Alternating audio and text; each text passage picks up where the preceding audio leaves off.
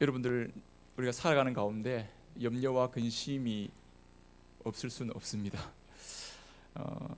아마 여러분들 중에 뭐 한 사람도 예외 없이 밤새 뜬 눈으로 고민하면서 잠 못 이루지 못했던 그런 시간들을 아마 보내신 적이 있을 겁니다. 뭐 건강의 문제로, 또 이런 관계의 문제로, 사업에, 또 직장의 여러 가지 문제로 인해서 염려 속에, 그 불안 속에 휘말려 있습니다.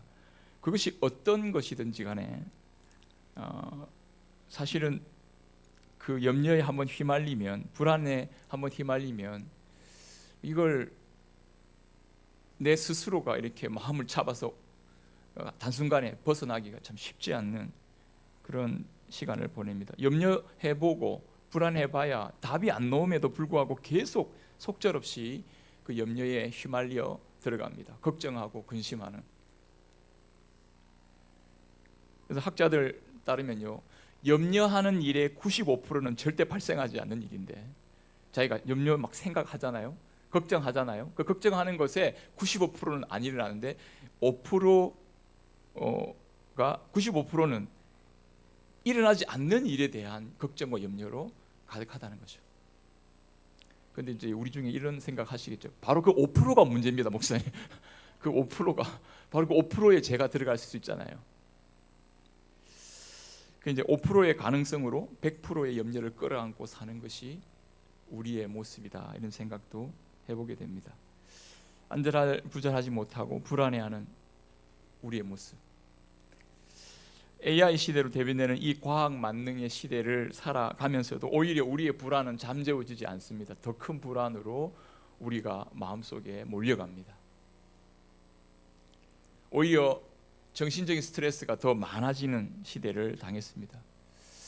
역설적으로 핸드폰, 스마트폰, 여러분 그 소셜 미디어, 이 발전이 우리를 더 불안케 하고 더 이렇게 불안정하게 염려와 걱정 속으로 몰아가게 된다는 그런 연구를 발표를 한 사람이, 특별히 우리 어른들보다도 우리 청소년들에게, 유아에게, 어린아이에게 이 핸드폰과 소셜 미디어에 대한 이 내용들이 굉장히 치명적이다, 이런 발표가 있습니다.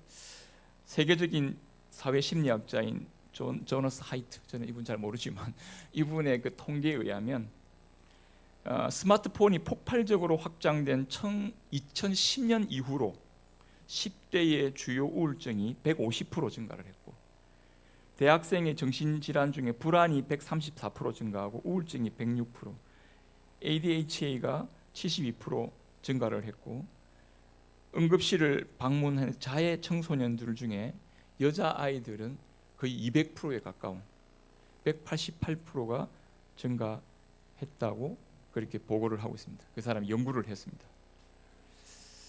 뭐 이런 이야기 여러분 많이 들어보셨죠? 근데 여러분, 이 스마트폰 얼마나 편리합니까? 저도 스마트폰 없이는 이 뭐가 일이 안 됩니다. 아무것도 뭐 소통이 안 되죠. 그래서 그것 속에서 많은 혜택을 누리고 있지만, 그래서 우리도 보고 또 즐길 때도 있고 뭐 이렇게 하지만, 그래서 그 이 스마트폰이 아이들에게는 얼마만큼 큰 악영향을 미치는지를 자꾸 잊어버릴 때가 많습니다. 나도 매일 유튜브 보는데 뭐 그런 속편한 상식. 하지만 이 사람의 연구에 의하면 아이들의 그 지능과 정서가 발달되는 과정에서 치명적인 영향력이, 이 사람의 말에 따르면요, 그 불안증과 심리적으로 아이들을 그 소셜 미디어 안으로 고립되게 만들고, 좋아요라는 그 한마디 거기에 길들여지는 인간으로 계속 이걸 만들어 가는 거죠.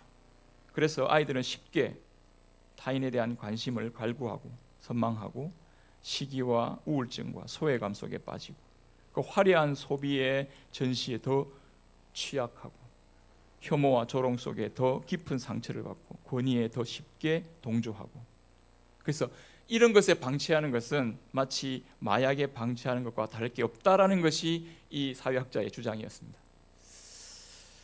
저는 이 글을 잠시 읽고, 물론 제가 이 설교, 오늘 저 설교 제목이 너희는 마음에 근심하지 말라인데, 이 설교 제목과는 좀 더 다르게 여러분들에게 근심거리를 하나 드리는 꼴이 되어버릴지 모르겠지만은, 아무튼 어린 아이로부터 지금 노년에 이르기까지 우리의 모두에게 우리를 사로잡고 있는 어떤 근본적인 마음의 모습은 우울증과 불안한, 그래서 걱정, 근심이 떠날 날이 없는 우리의 모습이라고 생각할 수 있습니다.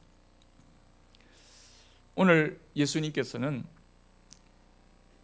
염려하고 노심초사하는 우리 마음에서 벗어날 수 있는 주님의 말씀을 주고 계십니다. 너희는 마음에 근심하지 말라. 하나님을 믿으니 또 나를 믿으라 하시는 이 믿음의 말씀을 우리에게 주고 있습니다. 여러분, 오늘 말씀은 예수님께서 제자들의 발을 씻기고 난 다음에 예수님이 죽으시고 그 죽으심의 섬김의 십자가 죽으심의 의미를 설명하면서 그것을 섬김의 도리로 발을 씻으시면서 죄 씻음과 용서에 대한 말씀으로 시작하시면서 이제 16장까지 계속 이어지는 예수님의 교훈의 긴 내용의 한 부분의 첫 부분의 말씀입니다. 예수님께서 16장까지 이제 다음 주부터 계속해서 보게 될 말씀의 핵심적인 내용은 뭐냐면, 예수님이 지금 자신이 그 제자들의 발을 씻기시고 그리고 약간 혼란스러운 이 상황 속에서 예수님이 떠나신다는 말씀과 함께 지금 불안해하고 동요하고 있는 이 제자들을 향해서 예수님께서 염려하거나 근심에 매여 있지 말고, 내가 떠나는 것 하나님께 영광이 되는 것이고 성령님이 오시는 것이기 때문에 굳건한 믿음 가운데 서 있어야 된다는 교훈을 일관되게 16장까지 계속 이어가시는 것을 볼 수 있습니다. 즉 오늘 말씀도 이겁니다. 예수님이 떠나신다는 이 말씀에 대한 제자들의 충격적인 황당한 당황스러운 그 상황 속에 어쩔 줄 몰라 하는 제자들에게 지금 예수님이 내가 떠나는 것이 너에게 무슨 의미가 있는지를 가르치면서 지금 제자들의 그 근심과 염려를 잠재우시고 오히려 믿음으로 굳게 설 것을 교훈하는 그런 내용입니다. 분명히 예수님이 떠나신다는 이 말씀, 여러분 이건 제자들에게 근심이 될 수밖에 없는 말씀이죠. 그런데 예수님은 자꾸 떠나신다는 말씀을 하나님의 영광과 연결시키고 오히려 이 떠나는 것에 대한 제자들은 예수님 떠나면 이제 다 끝장날 것 같은데 예수님은 떠나시는 게 오히려 우리에게 유익이고 더 큰 일을 이루어가는 길이 된다는 것을 계속 말씀하고 계십니다. 어떻게 예수님이 십자가에 죽으시고 지금 예수님 지금 상황으로 봐서는 지금 자꾸 자기가 죽는다는 말씀을 하시고 십자가에 잡혀서 십자가에 매달리신다 또 떠나신다 하는 이 말씀이 어떻게 하나님께 영광이 되고 지금 이런 일이 벌어지는데 우리에게 염려와 근심이 안 되는가? 당장 눈앞에 벌어지는 일만 보면서 살아갈 수밖에 없는 우리들에게, 제자들에게 이 말씀은 도무지 이해가 되지 않고 받아들여지지 않는 그런 말씀입니다. 예수님의 말씀에 당황하고 받아들일 수 없는 상황을 이 제자들의 모습을 대변이라고 한 듯이 이제 시몬 베드로가 앞서서 이렇게 질문합니다. 주여 어디로 가시나이까? 여러분 이거 지금 베드로가 뭘 몰라서 어디로 가시냐니까 질문하는 게 아니고요. 이 질문은 예수님 왜 자꾸 떠나셔야 한다는 말을 합니까? 왜 자꾸 가셔야 된다는 말을 합니까? 라는 질문입니다. 불안하게 염려스러운 우리에게 왜 자꾸 떠나시는 말씀을 하시냐는 겁니다. 이 항변에 대해서 예수님은 내가 지금은 나를 따라올 수 없지만 후에는 따라오리라 이렇게 말씀을 하십니다. 예수님의 이 대답을 듣고 베드로는 예수님 따라가는 것 딱 직감합니다. 아, 이게 지금 죽을 수 있는 상황이구나. 그리고 이렇게 단호하게 말합니다. 주여, 내가 지금은 어떻게 따라갈 수 없습니까? 주를 위하여 내 목숨을 버리겠나이다 하고 호언장담합니다. 그때 예수님은 이 충정어린 베드로의 말을 딱 되받아서 내가 닭 울기 전에 3번 나를 부인하리라고 말씀합니다. 실수로 부인하는 게 아니라 진심으로 확실하게 부인하게 될 것이라고 말씀합니다. 예언하고 계시죠. 베드로의 이 충정어린 말을 우리는 정말 여러분 입장 바꿔놓고 생각하면 참 이 베드로가 이렇게 자기 충정어린 마음을 예수님께 표현하는데 예수님이 좋게 받아들일 수 있는데 예수님은 베드로가 부인할 것에 대해서 적나라하게 드러내고 계십니다. 지금 베드로는 예수님이 지금 떠나신다는 걸 전혀 이해를 못하고 있습니다. 예수님이 죽는다는 것, 자기가 그럼 나도 예수님 위해서 목숨 바칠 준비되어 있습니다라고 말하면서 예수님의 죽음이 끝장나는 것으로 자기도 한 목숨 내놓고 하겠습니다라는 식의 인간적인 결의, 이걸 지금 호소하고 있는 것이죠. 예수님은 그게 아니라는 것을 말씀하고 있는 거예요. 네가 목숨 내놓고 나를 따르겠다고 그거로 나를 따르는 게 아니라는 거죠. 내가 떠나는 걸 지금 예수님이 떠나가시는 걸 지금 베드로가 이해를 못합니다. 그런데 나중에 베드로가 이걸 이해하고 받아들입니다. 여러분, 실제로 베드로는 예수님에게 이런 말씀을 듣습니다. 요한복음 맨 마지막 장 21장에 18절 19절에 보면 이런 말씀이 있습니다. 내가 진실로 진실로 내게 이르노니 내가 젊어서는 스스로 띠띠고 원하는 곳으로 다녔거니와 늙어서는 내 팔을 벌리니 남이 내게 띠띠우고 원하지 아니하는 곳으로 데려가리라. 이 말씀을 하시면 베드로가 어떠한 죽음으로 하나님께 영광을 돌릴 것을 가리키심이라. 이 말씀을 하시고 베드로에게 이르시되 나를 따르라. 이게 나중에 주님이 너가 나를 따르게 될 것이라고 하신 예언의 말씀의 성취입니다. 베드로는 자기가 자기 목숨을 내놓는다는 게 아니고 베드로는요, 남이 자기에게 띠띠우고 자기를 데려갈 겁니다. 주님을 따른다는 것, 지금 십자가의 죽음으로 간다는 이것을 베드로는 지금 전혀 이해를 못하고 있습니다. 그런데 예수님은 나중에 내가 십자가 지고 부활할 승천 이후에 예수님이 성령으로 함께 오셔서 이루시는 그 구원의 일들을 통해서 베드로가 어떠한 마지막 죽음으로 하나님께 영광을 돌릴 것을 말씀하고 있습니다. 다시 말해서 예수님이 떠나시고 예수님이 십자가에 죽으시는 것이 하나님께 영광이 된다는 걸, 지금 이것이 진짜 살 길이 된다는, 이게 생명의 길이 된다는 것, 이것이 하나님 아버지와 함께하는 삶의 길이 된다는 것을 예수님이 떠나시는 것에 대해서 전혀 이해를 못하고 있는 이 베드로에게 예수님은 이제부터 하나하나 가르치십니다. 인내심을 가지고 또 가르치시고 또 가르치십니다. 앞서 계속 말씀해 오신 내용을 다시금 반복하면서 이 14장, 15장, 16장에 종합 정리를 해서 계속 예수님이 집중적으로 자신의 떠나심에 대한 것과 연결해서 예수님이 구원에 대한 이 놀라운 말씀을 우리 가운데 해주고 계십니다. 예수님은 자신의 떠남, 자신의 죽음이 우리에게 어떤 유익과 구원을 주시는가, 자신이 떠나서 아버지께로 가는 것이 어떤 놀라운 유익이 주는 것인지를 깨닫도록 지금 이끌어 가고 있습니다. 사랑하는 여러분, 그러면 주님께서 떠나시면서 우리 가운데 이루시는 일이 무엇이고, 주님이 떠나시면 끝인가? 끝이 아니라는 거죠. 이 말씀이 연결되기 전에 예수님은 먼저 마음에 근심하지 말고 하나님을 믿으니 또 나를 믿으라고 믿음에 대한 강조를 하고 있습니다. 사랑하는 여러분, 베드로는 수제잡게 자기 목숨까지 내어놓고 주님을 따라가겠다고 말하지만 예수님에 대한 대답은 베드로와 다른 제자들의 길을 완전히 꺾어버리는 그런 말씀을 하고 계십니다.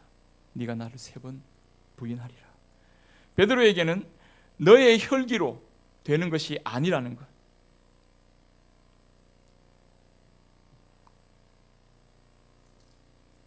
여러분, 믿음은 자신감이 아니죠.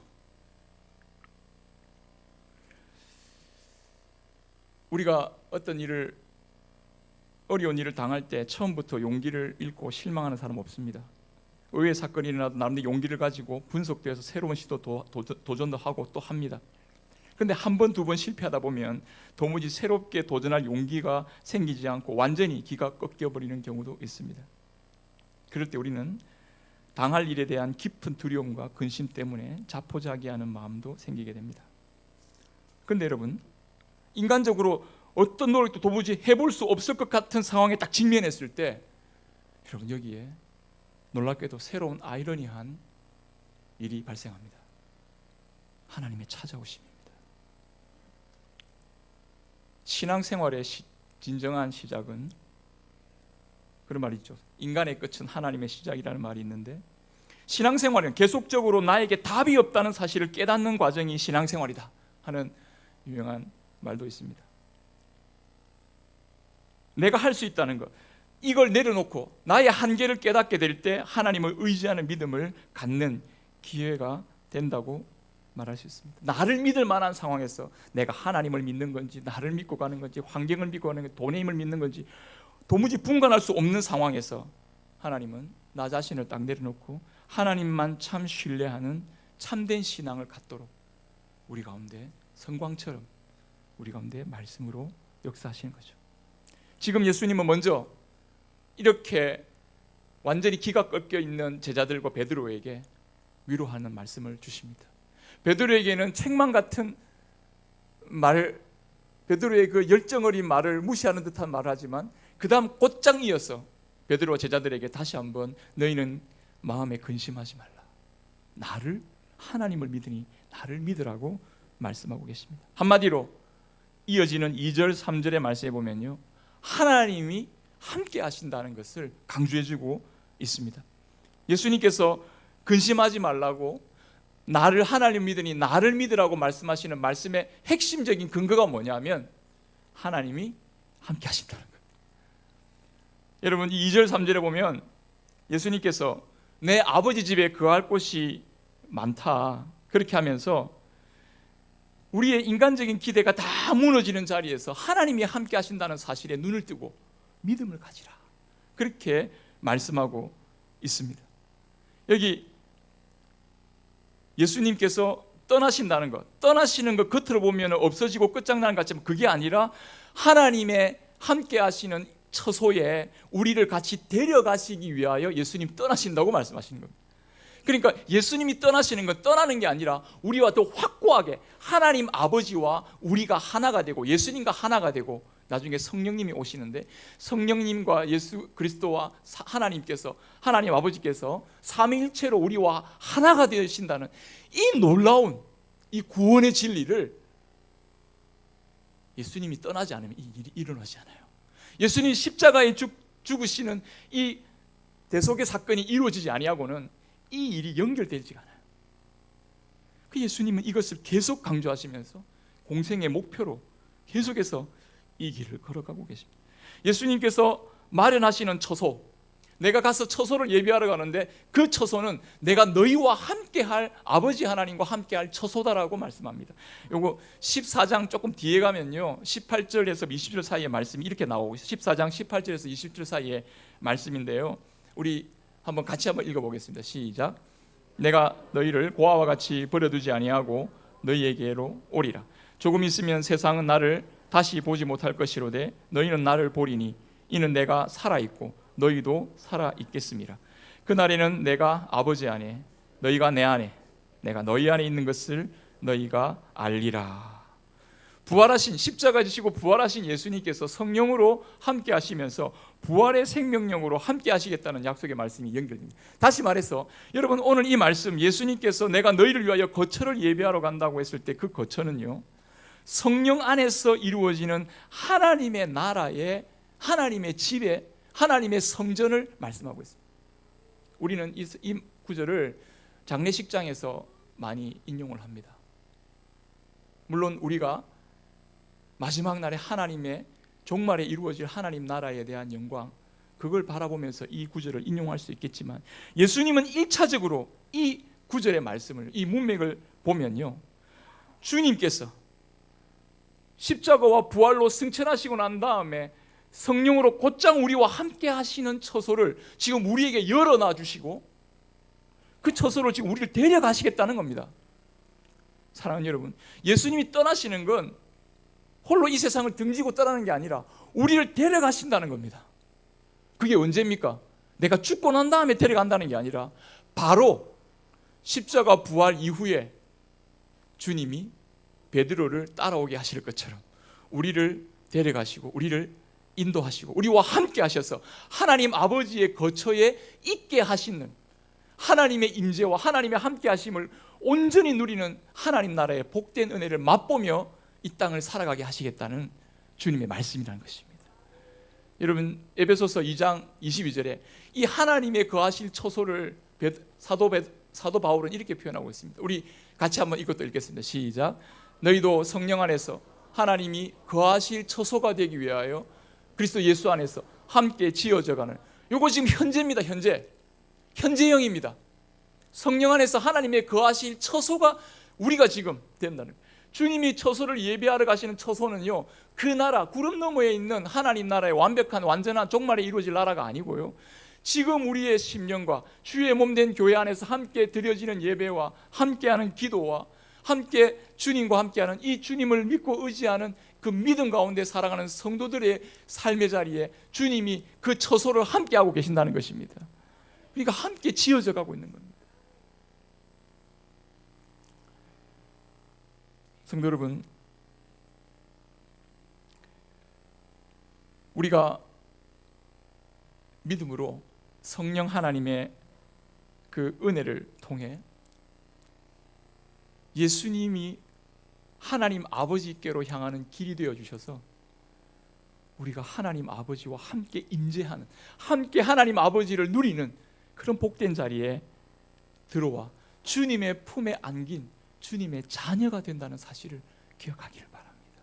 오늘 이 예배 자리에 나온 우리는 바로 하나님의 거하실 처소 안에 들어와서, 하나님의 집 안에 들어와서, 아, 내가 하나님의 자녀로서 아버지 품에 안기는 은혜를 우리가 맛보고 누리고, 이건 성령 안에서 우리가 실제적으로 누리는 것이라고 말씀하면서 하나님을 믿으니 또 나를 믿으라고 하시는 이 믿음의 말씀으로 우리를 격려하고 있습니다.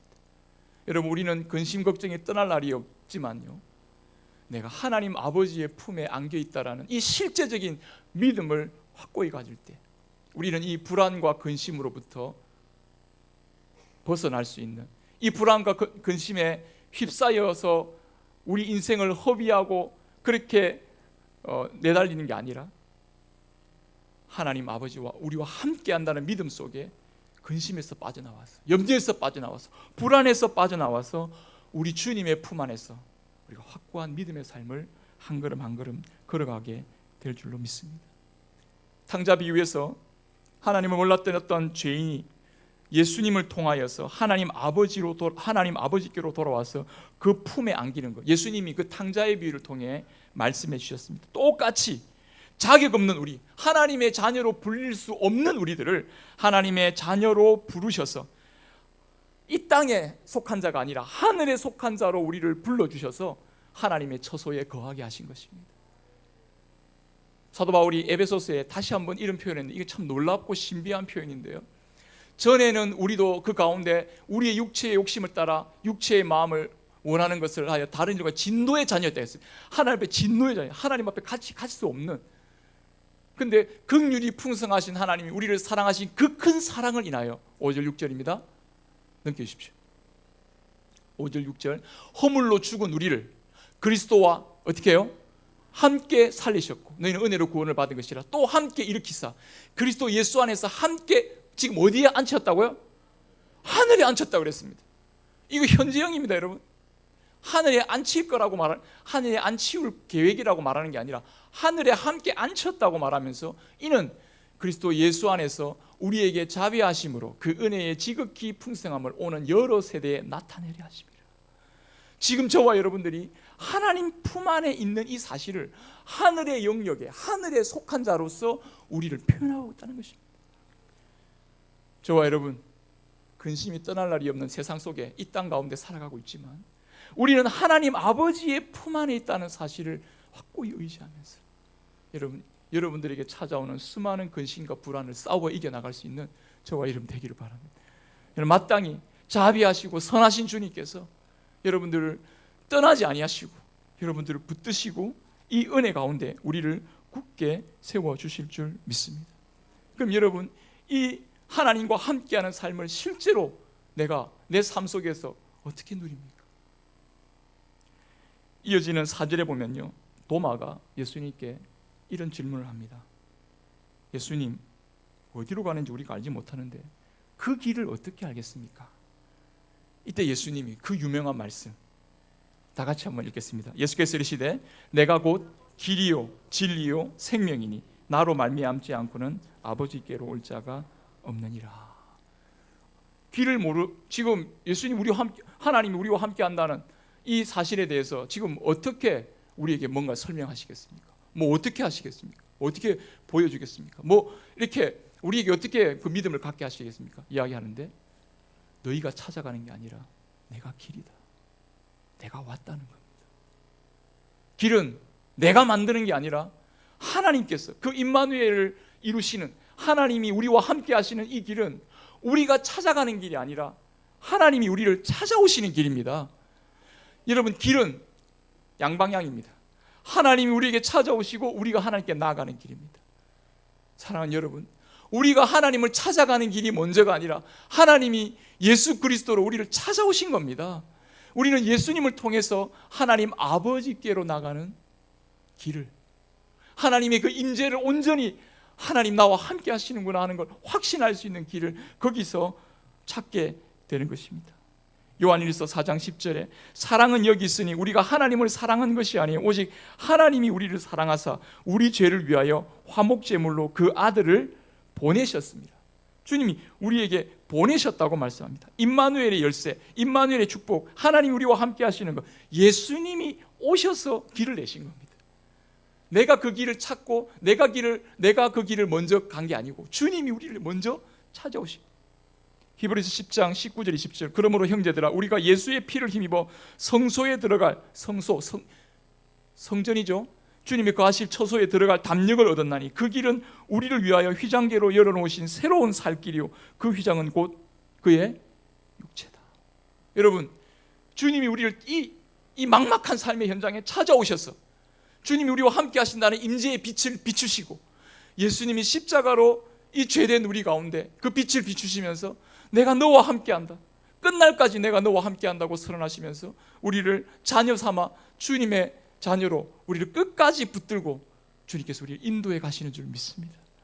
이 믿음으로 여러분들에게 시시각각 찾아오는 불안과 두려움과 염려 속에서 여러분 벗어나시고 주님 앞에 주님과 동행하는 삶의 길로 주님 앞에 굳게 서기를 간절히 바랍니다.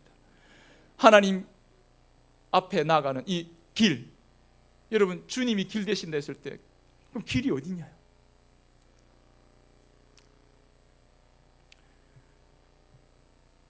여러분,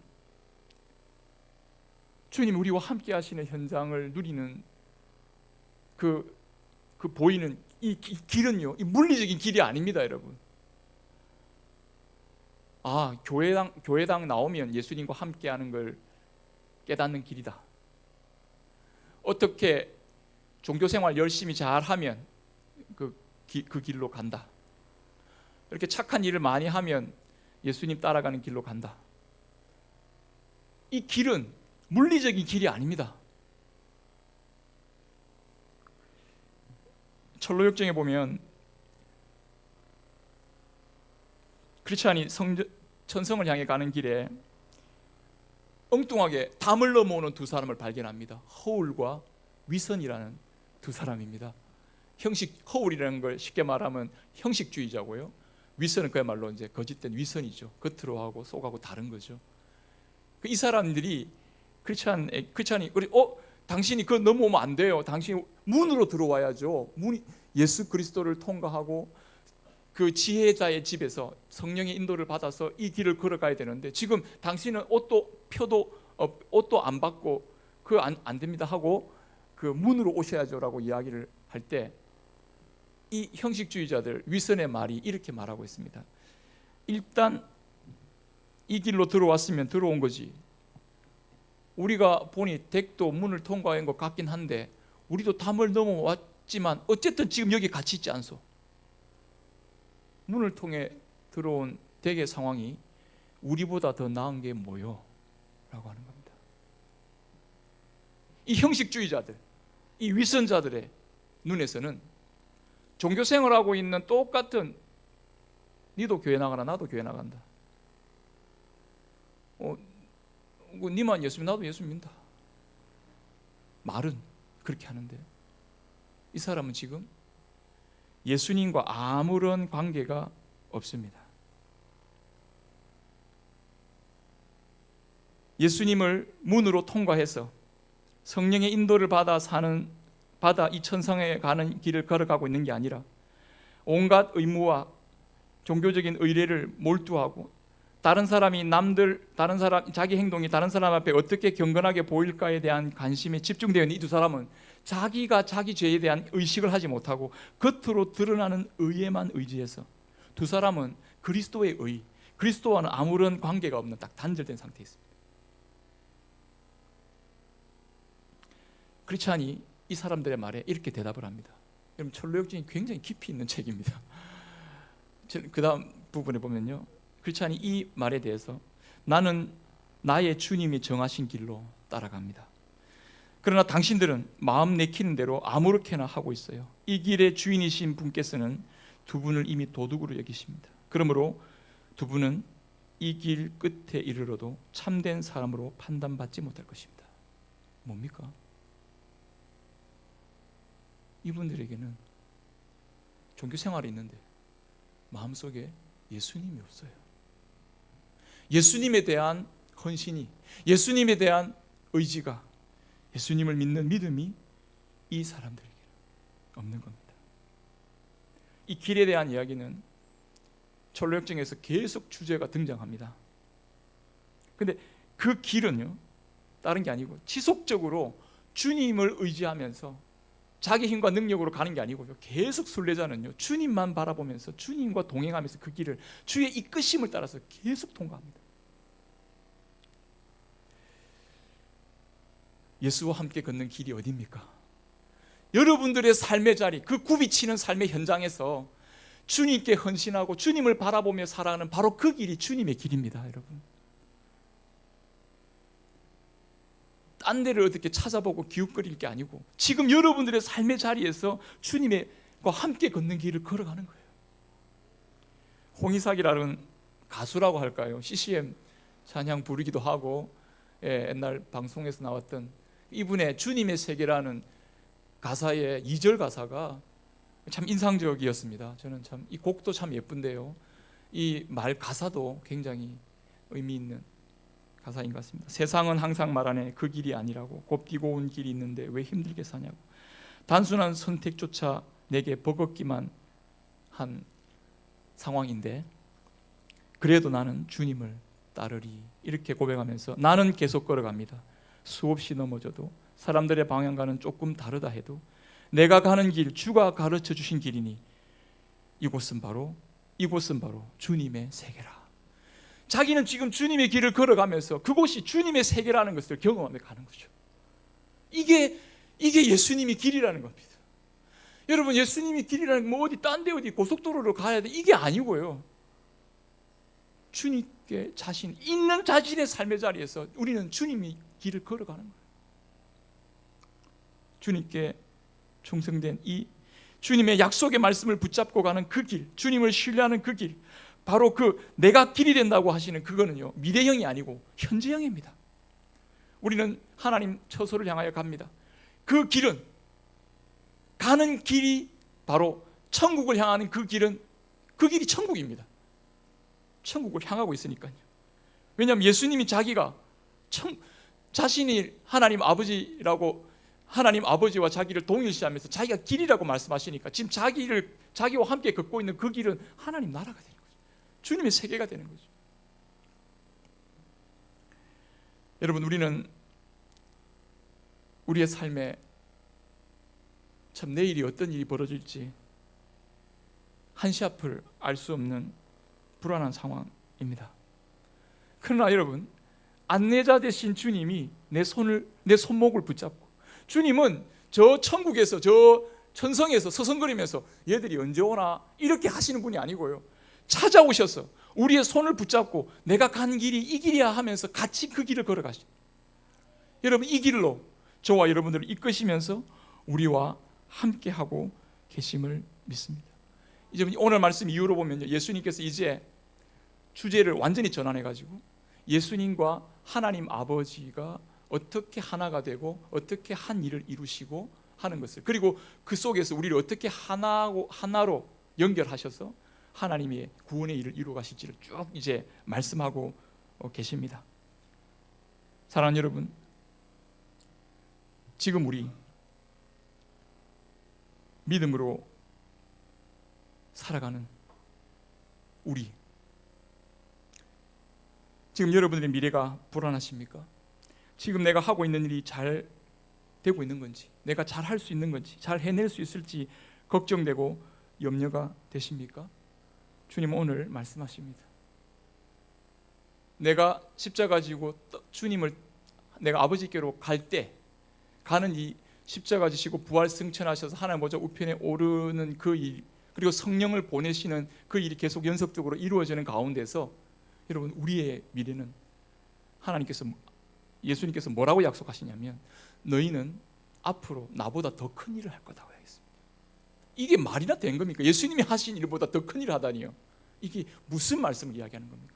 예수님이 이루신 그 놀라운 구원의 하나님의 임재에, 하나님의 자녀로 우리를 바꾸시는 그 구원의 놀라운 일을요, 하나님께서, 예수님께서 세상 곳곳에 우리를 보내셔서 여러분 이 구원의 일을 계속 지속하겠다는 것입니다.